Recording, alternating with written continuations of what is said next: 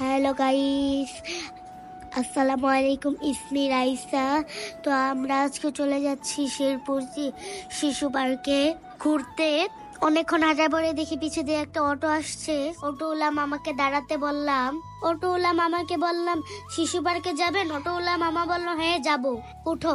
আমি আর রিফাত মামা অটোতে উঠলাম। অটোওয়ালা মামাকে বললাম চলেন।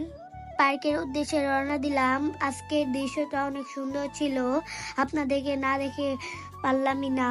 আমাদের শেরপুরে এত সুন্দর প্রাকৃতিক দৃশ্য, আপনারা যদি কোনোদিন শেরপুরে না আসেন বুঝতেই পারবেন না। রাস্তার পাশে সবুজ শ্যামলী ধান খেতে ঘেরা। আমাদের ঘুরতে যাওয়ার প্ল্যানটা আরো আগে থেকে ছিল। মামা একটা দরকারি কাজে ঢাকা চলে গিয়েছিল আইফোন কিনতে।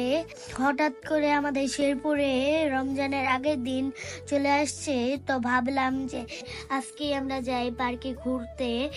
যেহেতু ঘুরতে যাচ্ছি ভাবলাম যে মামার আইফোনটা দিয়ে একটা ব্লগ বানিয়ে ফেলি, কিছু ছবি তুলে সেরে ফেসবুকে ছাড়বো, আপনারাও দেখতে পারবেন। লাইক, কমেন্ট ও শেয়ার করুন। আমাদের পার্কে যেতে 4 থেকে 5 মিনিট সময় লাগবে। এই জন্য এই ভিডিওটা অনেক লং হয়ে যায়, এই জন্য আমরা কেটে ছোট করে দিয়েছি। অলরেডি আমরা পার্কের কাছাকাছি চলে এসেছি। পার্কটা এখান থেকে দেখা যাচ্ছে।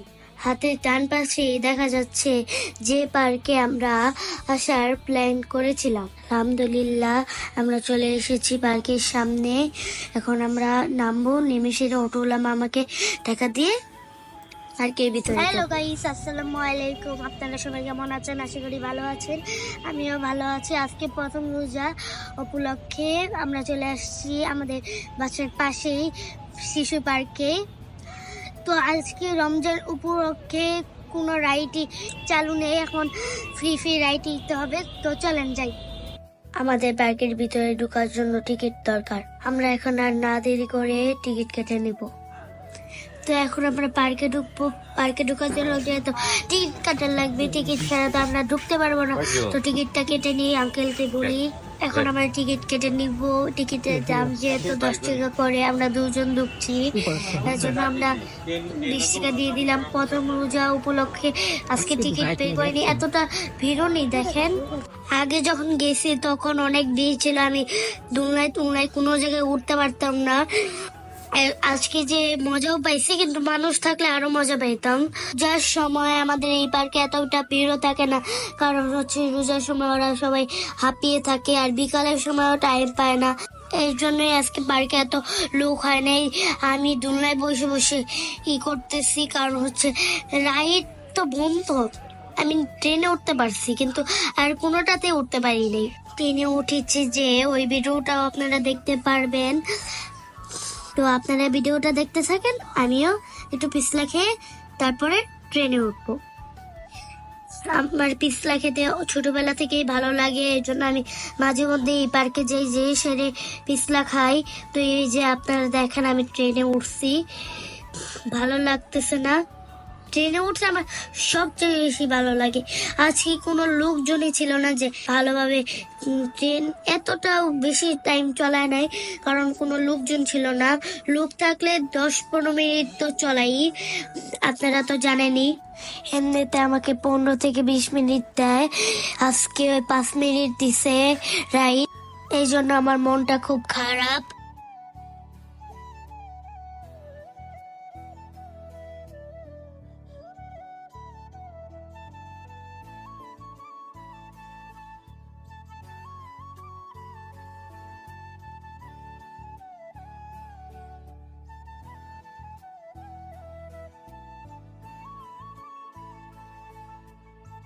অনেকক্ষণ ট্রেনে থাকার পর ভালো লাগছে না, এর জন্য বললাম আঙ্কেলকে আমাকে নামিয়ে দেন। তারপর পিছলা খাওয়ার জন্য সিঁড়ি উপরে উঠলাম।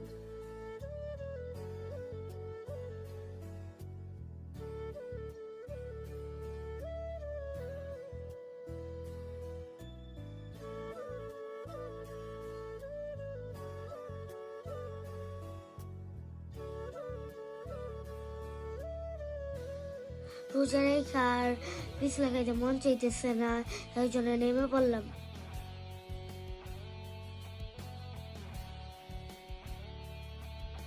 বেকার বেকার আসা, কারণ হচ্ছে কোনো রাইটই খোলা নেই। আর কি করব, বসে আছি। রোজা রেখে ভাবছি যে জানলা থেকে দেখে বলছি যে এখানে অনেক লোকজন আছে, যাই যে একটু গাইজদের সাথে কথা বলে আসিন না। এসে দেখি যে কেউ নেই। এত বড় পার্কের ভিতরে কোনো পোলাপানি নেই। ভাবছিলাম যে রোজা রেখে আসছি, যে পার্কের ভিতরে পোলাপান থাকবে, যে মজা করব, করে সে এই বাসায় যে ইফতারের আয়োজন করব, আপনাদের সাথে শেয়ার করব। এই রাইটে উঠলে আমার মাথা ব্যথা করে। রোজা রেখে এত কষ্ট করে মানে আছে, আরো 2 ঘন্টা আছে। এখানে আমরা ভিডিও করব 1 ঘন্টা পরে, বাসায় যেতে 10-15 মিনিট লেগে যাবে, যে এসে ইফতারের আয়োজন করব। দোলনাতে আমার চড়তে অনেক ভালো লাগে, এই জন্য কিছুক্ষণ দোলনাতে চললাম। একটা বলো। কেউ তো নেই, কি করবো, ঘুরতেছি এখানে বসে বসে, একটু রেস্ট করতেছি। তো চলেন আমরা হাতি দেখে আসি।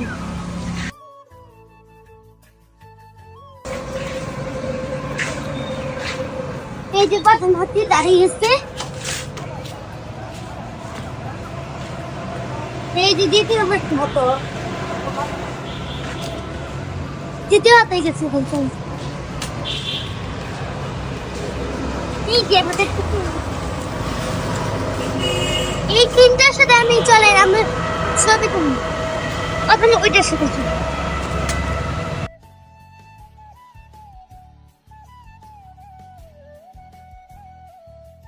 তো এটা আছে বাকিটাতে কি তুলবো। তো এবার আমি ওই যে সবার কানে রাখা,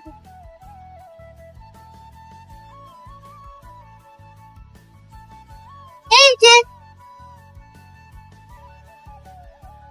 এইভাবে তোলা যাবে, এইভাবে। এখন বাসায় চলে যাব, কারণ সন্ধ্যা হয়ে গেছে। বাসায় যে ইফতারি রেডি করব, কারণ ইফতারি আর সময় নেই বেশি।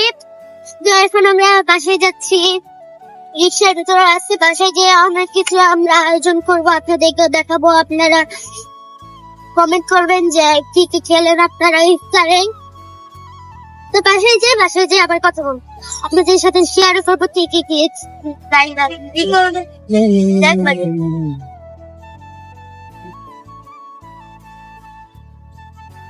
তো অবশেষে আমরা বাসায় কাছাকাছি চলে আসছি। বাসায় নিচে যেয়ে দেখা হবে।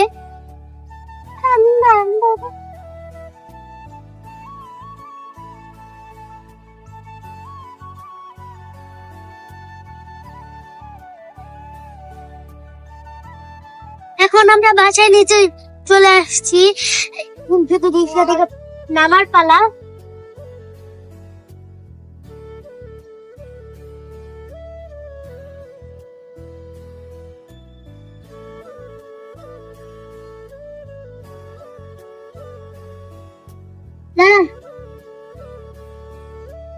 তো অবশেষে আমরা বাসার নিচে চলে এবার উপরে উঠে যাক।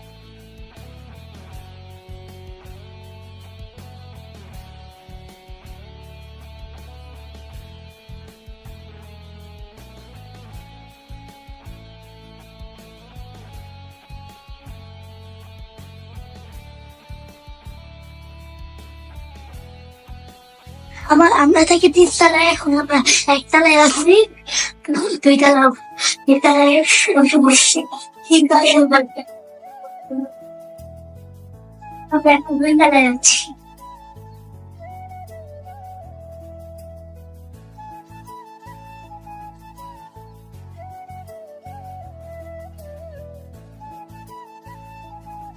এখন 3 তলায় যেতে পারি।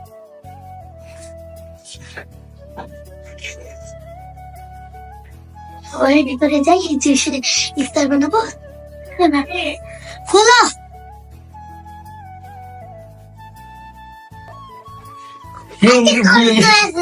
আমরা ঘরের ভিতরে চলে আসছি, এখন আমি শুয়ে থাকবো।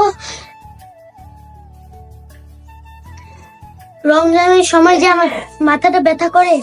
অলরেডি ইফতারের টাইম হয়ে গেছে, ইফতার রেডি করতেছি, আজান দিলে খাবো। ইফতারিতে আমরা কি কি খাচ্ছি? বড়া, বুট, খেজুর, মিষ্টি মুখ করো।